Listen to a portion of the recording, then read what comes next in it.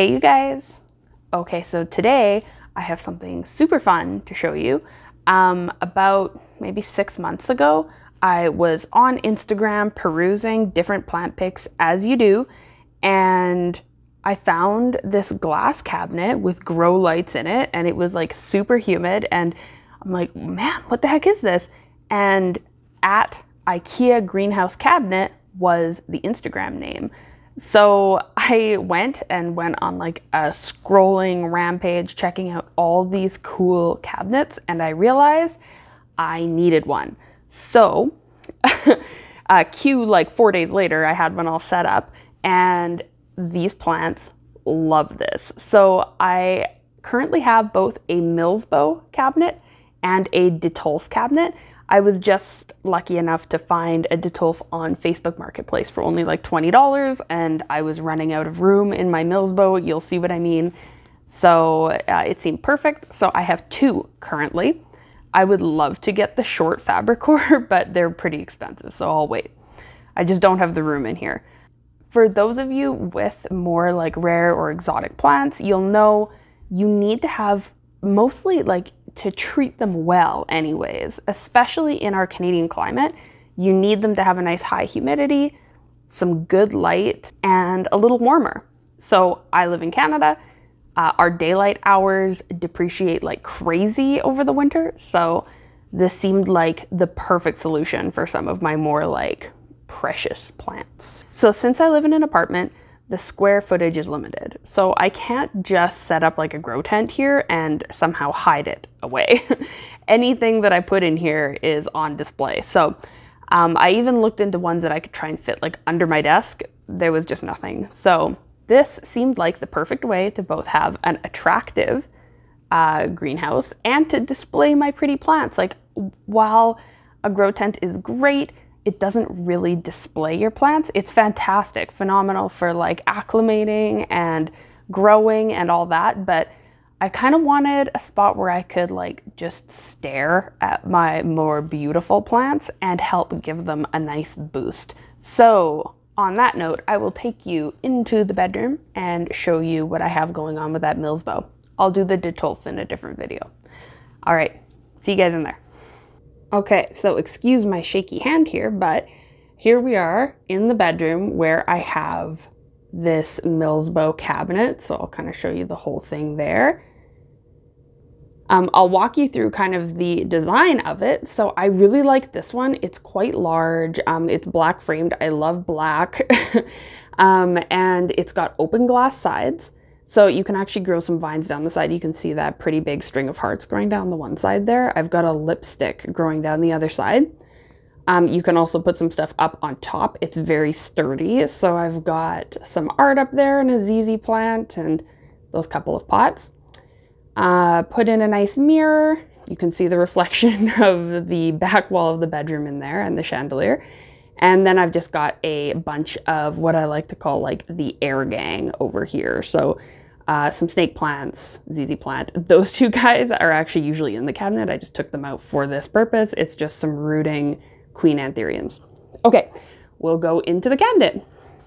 So I'll take you through the top first. First, you can actually see it's weatherproofed. So it retains humidity. So we'll take a look. This will go down as we're filming and have the doors open, but cabinet sits a little hotter than my actual apartment does. And the humidity is 84. I promise you my apartment is not 84.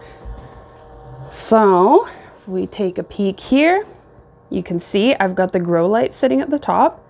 The grow light is by Fiat Electric, I believe. It's a full spectrum grow light with enhanced blue light spectrum.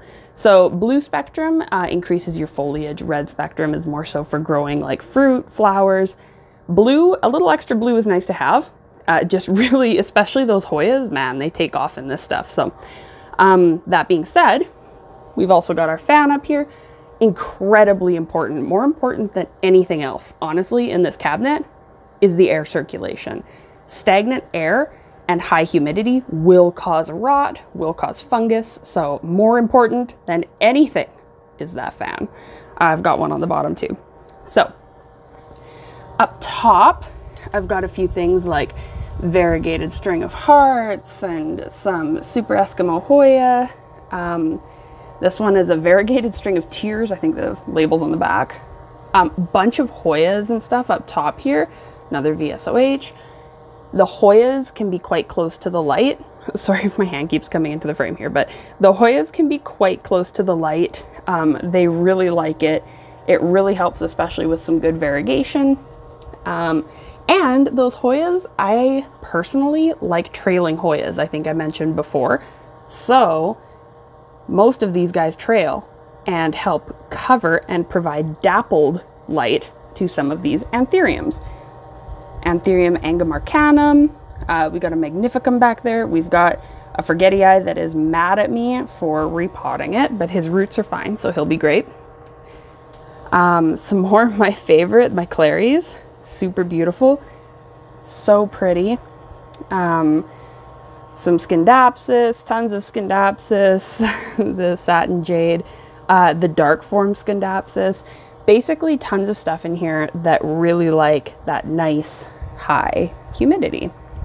The jewel orchid lives in here, and there I call it my potato, my Stephania erecta.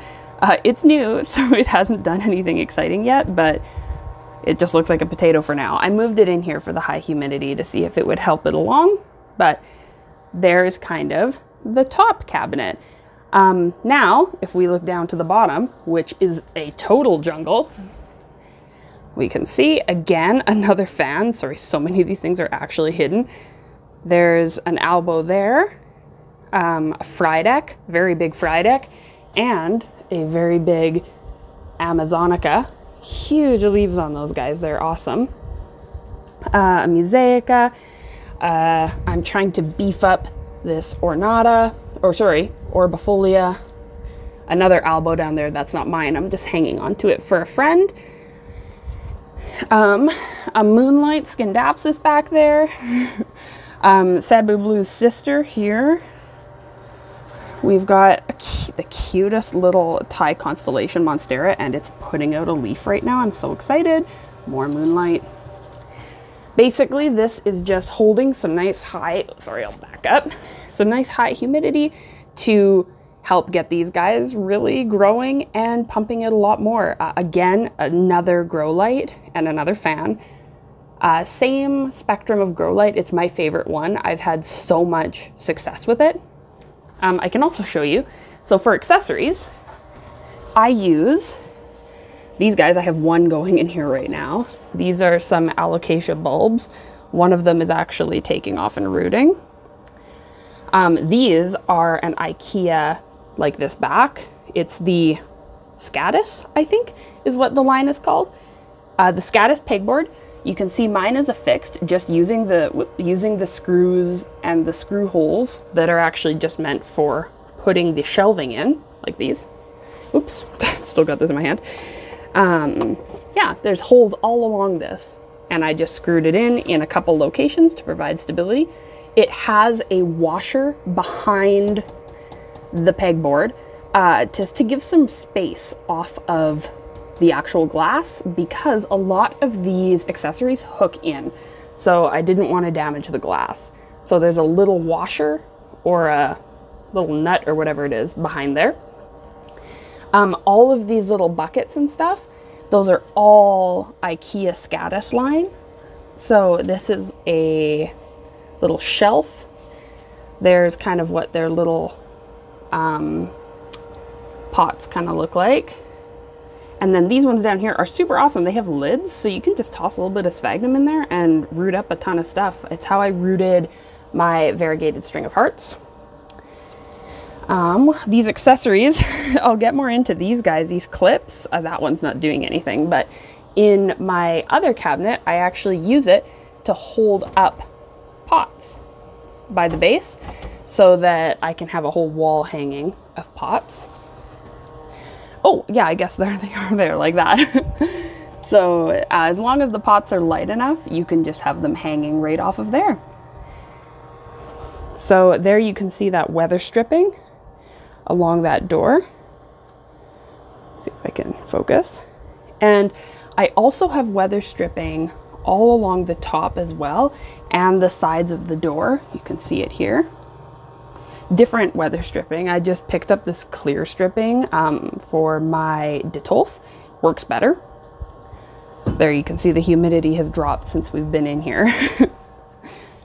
Okay. Oh, should mention that because this is something I do differently from a lot of people in mine. I use a fountain for high humidity. If you noticed, my humidity was like 85. It's usually around 80, 85, sometimes 90. Just with a fountain. Benefits of a fountain. You don't have that wet humidity. It's just humid in here. Like it feels and smells like Mexico. It's amazing. But you don't have that wetness. So you don't have like rust. You don't have condensation buildup and dirty windows. You don't have rotting plants, all that stuff. So I really love my fountain. I actually picked it up at Michael's for, I think like $10 or $15 on sale. I think they're regular like $35 or something, but picked that up at Michael's and it's been awesome. I have to refill it maybe every like 5 days. So you can see vines growing down the sides. The vines grow amazing because the grow light is there. So they take off like crazy. Like this lipstick is, I have a few lipsticks around and this one has grown like 5 times the size of the 2 that are living in my living room. Now on this side, slight embarrassment because that one is a fake plant. I just really liked it. It's from IKEA. It just fills the space nicely. I use them on the other cabinet, the Detolf. I'll show you in a different video. But there's a nice long string of hearts. Same thing. These grow lights are incredible. This thing, when I first got it, like honestly, like here, maybe. And it almost touches the floor now. So for the cabinet, cable management, I actually go out the side of the door. I wouldn't do this if I didn't have it up against a wall. More attractive and aesthetic cable management can be done by drilling a hole in the bottom of the actual cabinet. Most people do that. I am just out the side because it's tucked away in a bedroom. You really can't see that part, so I'm okay with it. And I use, this rug is down here for when I water, then it can just dump all over the rug and I can throw it in the wash. I use this. It is a TP-Link smart bar, so I can actually turn things on and off from here using my Google Home. So I can turn on different parts of the greenhouse. I have them set on timers, so my lights come on at 7:30 in the morning and they go off at 10:30 at night. My fans are on 100% of the time. The fans never turn off. They're just too important. My fountain is just following the exact same schedule as the grow lights. I would leave the fountain on all the time. It's just that then it runs out of water faster since it's, you know, operating, and it holds the humidity over the evenings super well anyways. So I truthfully really don't need to leave that on. Okay, I guess we'll go back to the living room to summarize. Okay, back in the living room. So I think I covered most everything. The grow lights, the fans, the humidity, the actual cabinet itself, some of the accessories that I use, some of the decor for it to make it look nice. I have mine in my bedroom, like I mentioned, so I like to make it really cozy looking. So having all the vines trailing down the sides and the mirror showing the reflection of some of the lights I have in the room is really nice. Right next to it on the windowsill, I keep a couple of watering squirt bottles. I find those ones with a little nozzle so handy to use. Just you can, you know, water just a tiny bit and it's much easier to control than trying to pour. So I have a couple of those, one with, I use exclusively distilled in there, and one with distilled with a little bit of fertilizer. I also keep a mister. Now, I don't often mist in there. So like I mentioned, that wet humidity can lead to things like fungal issues and rot and some of those things. So it's so high humidity in there, like 85% is more than enough for those plants. I do not often mist those plants in there, except for the jewel orchids. So the jewel orchids, from my understanding, like to be misted with a little bit of fertilizer in water. So that's how they like to be fertilized. So I'll actually mist them with a foliage fertilizer that can be absorbed through the foliage, maybe once every couple weeks. All of the plants in there, basically what you're trying to do with this is create their like natural environment. So a lot of them, like aroids, they don't have full sun. Like you don't want them in the scorching heat right up against the grow lights like the Hoyas. You want them under some dappled light. Like they live, you know, growing up things with their aerial roots in like a jungle. High humidity, dappled light. So I'm trying to create that both by having them at a distance from the lights and by using some other foliage on top of them. Things like Hoyas. This is not, I mean, maybe it's more well known than I realize, but a lot of people are surprised when I tell them that Hoyas love high humidity. I promise you, they love high humidity. They don't love being watered a lot, but they love high humidity. So that cabinet with the blue spectrum added, so they get tons of sun, they get high humidity, and I just water them infrequently, keep them in a well-draining mix. They thrive in there. Like a couple of them have like tripled in size over the past few months since I've put them in there. It was just an experiment to see because I had seen online that they love high humidity and I didn't quite trust it, but I tested it. Worth the test. They're doing amazing. And then of course, Alocasia. So the Alocasia amazonica and the Frydek, those are huge because I've kept them in there. So my goal is to eventually transition them back out once I have a home and I'm not in an apartment. They're big, so there's not a whole lot of room for them here, but I want to beef them up in there while I can. So both of them are quite large. The Monstera is in there.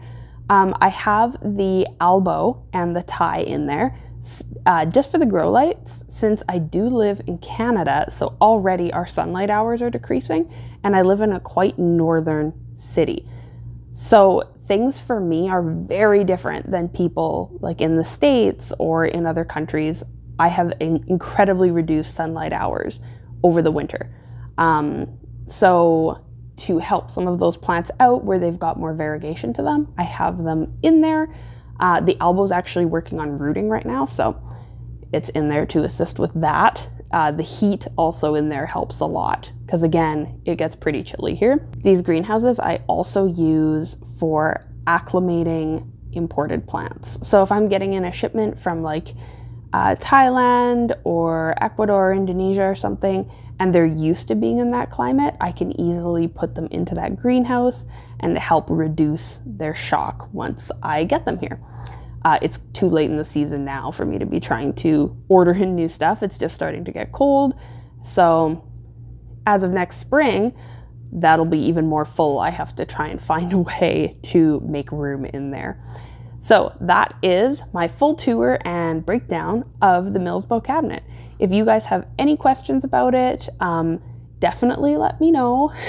I think I covered most everything, but definitely let me know. If you have other cool ways to design and decor and create more space, because that's a problem I'm running into. I am so out of space in there. Things are so crammed in there. I need to find a way to make better space. I think I'm gonna try and put like those clear suction cup soap dishes on the glass walls on that top level to create kind of like shelves on the side.